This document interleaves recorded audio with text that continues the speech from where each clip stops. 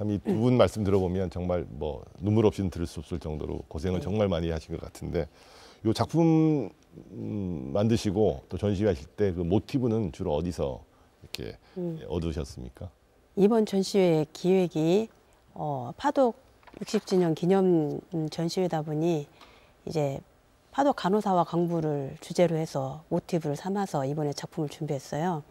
저희 그 투리 마을관리 사회적 협동조합에 소속돼 있는 예술인들 13분이 처음에 시작을 했다가 나중에는 이제 다른 작가들과 함께 서로 이 테마를 가지고 많은 다양한 작품을 준비했는데 워낙 분야가 다양하다 보니 뭐 한지, 부채, 조소, 금속공예, 한지, 서양화, 뭐 민화 이렇게 다양한 분야의 작가들이 오로지 한 주제 파독이라는 작품 하나를 주제로 해서 아마 이번에 작품을 만들어냈어요. 그러면서 이 전시된 작품들 보면은 부채 같은 경우는 특히 전라북도 무형문화재 제10호 선자장 방화선 선생님께서 네. 부채를 굉장히 많이 보내주셔가지고 그걸로 광부들의 그리고 간호사가 파견 나갔던 그 장면을 이제 저와 콜라보를 해서 연출해서 그리고 설치 작품으로도 한 것도 있고 그다음에 아까 말씀드린 경제발전 초석이 되었던 백영우 박사님의 초상화를 도판, 도자기로 구원해서 그린 초상화고 수채화로서 작품을 표현하기도 했고 그 광부하고 간호사를 기리는 목조각으로 장승을 만들어서 간호여장군 그 광부 대장군의 그런 의미를 담은 것도 있고 금속공예에서는 그분들의 그런 석탄이나 이런 것을 캐면서 그 속에 그 찾아가는 희망을 찾아간다는 메시지를 담은 금속공예, 네. 그다음에 뭐 별을 캐는 광부, 그리고 그다음에 민화 이런 작품들이 이번에 많이 오로지 그 한 주제만 가지고 작품을 선보였었는데 작가들도 이 작품을 준비하면서 정말 좀 나름대로 재미가 있었대요. 이렇게 한 작품을 가지고 모든 작가의 분야의 작가들이 모여가지고 서로 소통하면서 전시한 게 이게 처음이었거든요. 저도 굉장히 좀 이색적이라고 생각해요. 예, 그래서 다들 이색적인 경험을 하고 있는데 이것이 부산전을 이제 시작으로 해서 부리전으로 이어왔잖아요. 이게 3차, 4차 이렇게 이어진다고 하니까 작가들이 되게 이 진행이 깊어질수록 파독의 의미를 그만큼 많이 나누다 보니 어느 순간부터 이렇게 가슴이 찌릿찌릿한 느낌이 오기 시작하더라고요. 처음에는 그냥 재밌겠다고 시작한 것이 이번에 이제 의미가 막 가슴으로 이렇게 새겨지는 듯한 느낌을 많이 받았어요.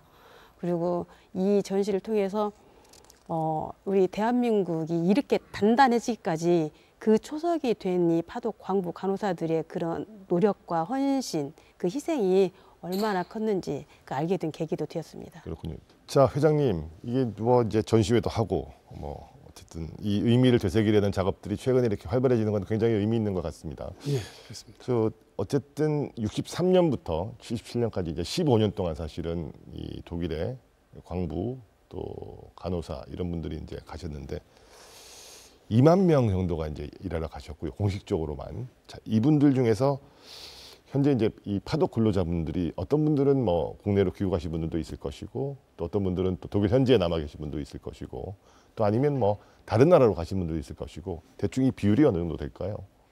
지금 우리가 강부 간호사가 60년 전에 전부 77도까지 약 한 2만여 명 갔다 오고 그렇게 좀 정확하지는 않지만 추측만 이렇게 하고 있습니다. 근데 이제 각 부처에 따라서 2만 명 중에서 반 정도는 독일 구라파에 생활하시고 또 미국, 영국을 다 가시고 반 정도는 귀국한 걸로 예상하고 있습니다. 한 반반 정도. 네, 반반 정도. 네네.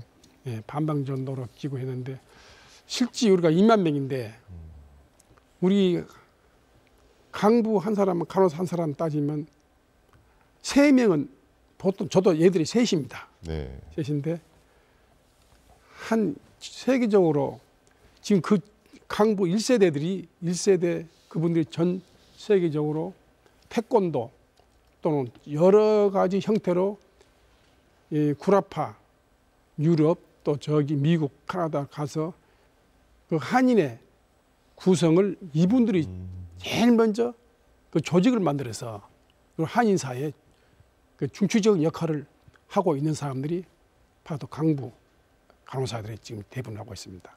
근데 한국에서도 지금 한 만여 명이 살고 있는데 이미 또 돌아가신 분도 많이 있습니다. 많이 있어요.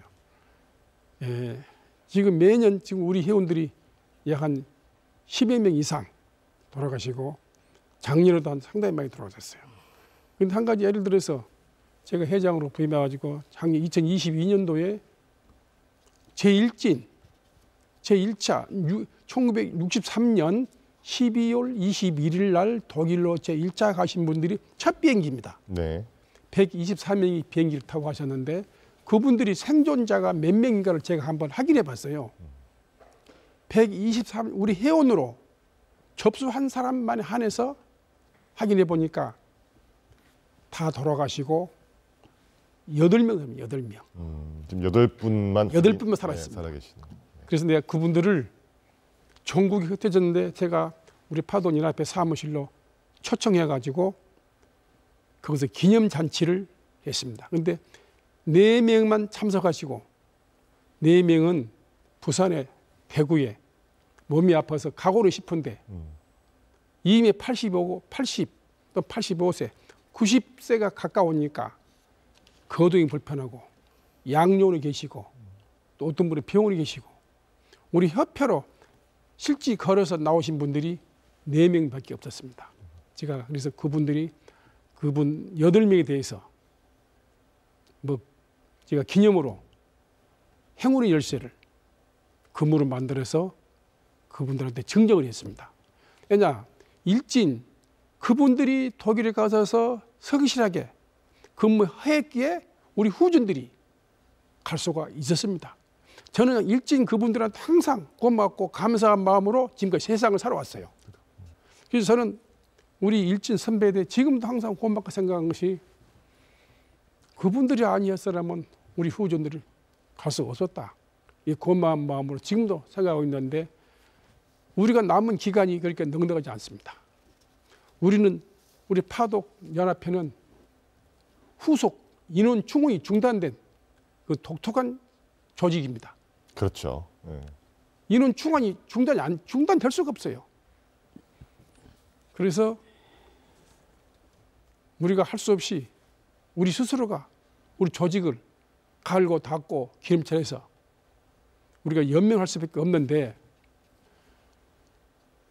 참 이런 생각하면 눈물밖에 안 나옵니다. 그 생각을 우리가 얼마나 많이 제가 지난번에 구리 아트 메모리 그 막장을 작품을 해놨더라고요. 거기 가서 큰 감명을 받았어요. 막장 현실을 그대로 그분들의 막장이 어떻게 생긴지도 모르잖아요. 상상으로만 막장을 그려놨더라고. 내가 거기서 참 내 마음부터 찡했는데 우리들은 우리 세대 젊은 세대들은 그것도 그 일도 국가에서 주는 마지막 선택이다. 그 일을 하지 않으면 안 될 그 절박한 사정이 있었습니다. 아무리 힘들어도 우리는 일을 해야 되는데 왜냐? 애화를 보내야 되기 때문에. 예, 우리는 애화를 벌기 위해서 물론 내 스스로를 위해서 갔습니다만 고국에 애화를 보내야 되는 그 사명감 때문에 몸이 아파도 참았고 참을 수밖에 없었습니다. 알겠습니다. 네, 그 지난해 10월이었죠. 이 윤석열 대통령도 한 250분 정도 파독 근로자들 초청해서 잔치를 벌였다는 뉴스가 나왔었습니다. 회장님도 그때 참석하셨다고 제가 들었어요. 그 소감은 어떻던가요? 예, 제가 윤석열 대통령 바로 옆에 온탁에 앉아서 있었습니다. 그런데 파독 강부 간호사들 위한 그런 조촐한 행사, 한국에서 대통령께서 친히 초청한 정부 대통령으로서는 처음입니다. 윤석열 대통령이 처음으로 우리 강부 간호사들을 위한 그 오찬을 베풀었는데 거기서 윤석열 대통령께서 하신 말씀이 대한민국을 꽃피운 그대라는 현수막을 걸고 그 앞에서 대통령님께서 강부 간호사, 조무사 여러분들은 이제 여러분들이 희생과 봉사, 헌신은 국가에서 보살필 때가 왔다. 그 말을 듣고 저희들은 감동이고 감격해서 눈물을 금할 수 없었습니다. 물론 전에 정치인들, 전 대통령님께서도 말은 여러분들이 애국자입니다. 그 말은 무슨 행사장 있을 때마다 그 말은 자주 했어요. 애국자라고. 그러나 직접 우리를 초청해서 저희들 앞에서 여러분들은 국가가 여러분들을 모실 차례가 왔습니다. 그 말씀 한마디에 저희들은 지금 희망을 걸고 기대를 걸고 있습니다. 그렇군요.